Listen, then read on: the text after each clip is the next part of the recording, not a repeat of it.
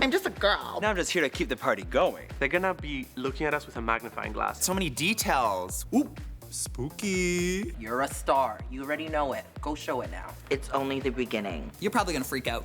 Honey, I'm back on All Stars, baby.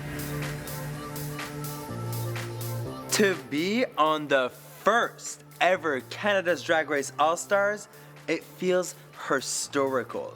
I feel like I'm making an impact. We're here to make herstory, baby. It's about legacy. Look at all of it. Already I'm giving you the revolution, baby, okay? Honey, from the beginning to the end is gonna be a gag.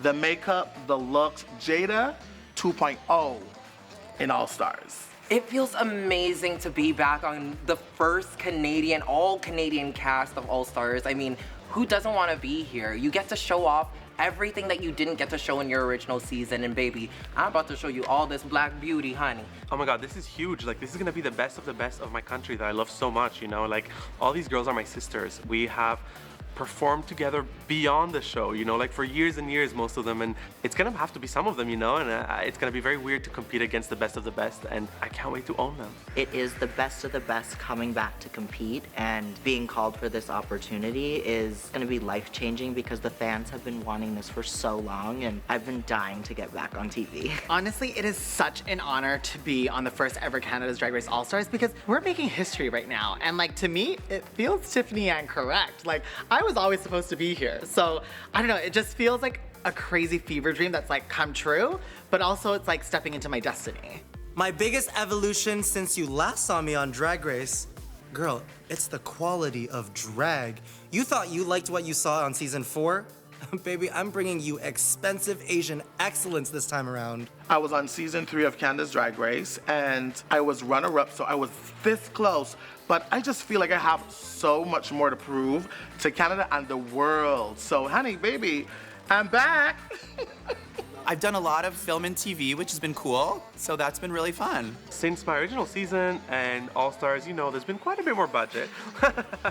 So I feel like I've had the means to like really hone my craft and my skill and really bring all of my wildest dreams to life, you know? Like, I've made my entire package, I've made everything you see yourself today, and I'm just like really excited to showcase the final evolution of who Pythia is. I've definitely leveled up my fashion, darling. The girl has looks, and she wasn't looking too bad on season 5 either. But trust and believe she will be turning heads. My biggest evolution in my drag since you last saw me on Drag Race is I just really know who I am now in my brand. I know exactly what kind of queen I am, and I'm excited for Canada to see it. I think the biggest evolution for me was just really polishing myself. I wasn't perfect my first season. I'm not perfect this season either. But I've really paid attention to details and wanted to really bring my runways up and honestly just like come in here and have fun. The first time was kind of like a deer in the headlights and I was learning, but now that we all know what to expect coming into this competition, the foot was on the pedal, that's for sure. My confidence is the biggest thing. So that's already changed, I think, in how I present myself with everything. I used to do everything so small and I wanted to just be like, I'm just a girl. But now I'm like, no, I want to do like big drag. I want to do everything with like a fashion aspect and like just do larger than life things where I'm so excited for people to be gagged because they're not gonna like expect anything that I'm doing. I've just kept evolving in my own lane. I'm not coming back as a brand new me. I'm not making a comeback to reintroduce myself. We already know each other, and I'm just here to keep the party going. I am performing for an all-drag panel, Gaggy. It's sickening the fact that they know exactly what we are going through, so maybe I'll play to their feelings, their emotions, make them feel like they're back in my heels. Oop, spooky. They know what it is to go through this competition and what Drag Race is. So it was a little bit harder for me because I really wanted to prove to them that I am the Jada that they all know and love. So I had to up my ante so much. I had to raise the bar for myself and to prove to the judges that, baby, I'm Jada Shada Hudson. Now we're seated in front of people who've done this. They get this, so their critiques hold more weight for me. They'll be looking at so many details. Very different than when we have celebrity guest judges who have no idea what drag is. I feel so good about this. I mean, these girls know what it's like to be in our shoes, like literally. So I feel like it's gonna be so cool to have judges that know exactly what we're going through at any moment. They know the requirements of the competition. They know our skill level. Like, they're gonna be looking at us with a magnifying glass, and I think it's gonna be really, really cool. And I feel like I'm gonna be really listening for all their advice because they know exactly what, wait, they're all winners. No, oh, Brooklyn's not a winner. So I'm not gonna listen to Brooklyn, I'm gonna listen to Priyanka and Jimbo so that I can apply the critique so I can win this time around. Sorry, Brooklyn. I think having an all drag queen judge panel is so incredible, but also nerve-wracking because they understand the little details that matter.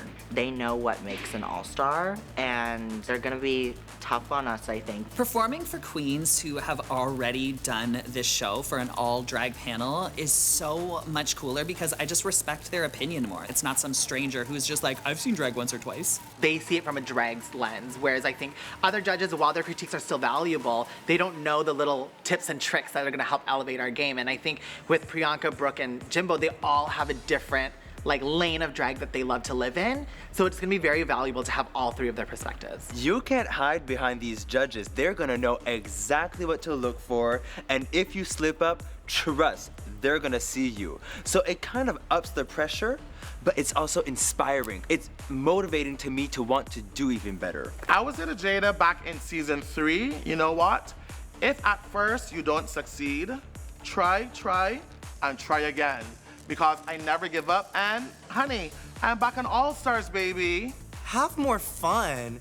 Drag is not serious, girl. It's all about being stupid and silly and making a fool of yourself. So let loose, girl. It's all okay. I think I would tell myself going into season 5 to breathe, to take a moment to breathe, take it all in, because Drag Race goes away like this. You're in and you're out. So you need to just breathe and take in every single moment.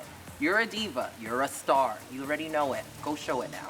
I would just say, just keep going, be yourself unapologetically, and when you have these ideas and the doubts, just shut them out and go full force into what your inner fantasy is and just bring it to life. Just go for it. All these crazy ideas that you have, just go for them. If I could send one piece of advice back to Baby Juicebox on season 1, I would say maybe get a therapist because you're probably gonna freak out.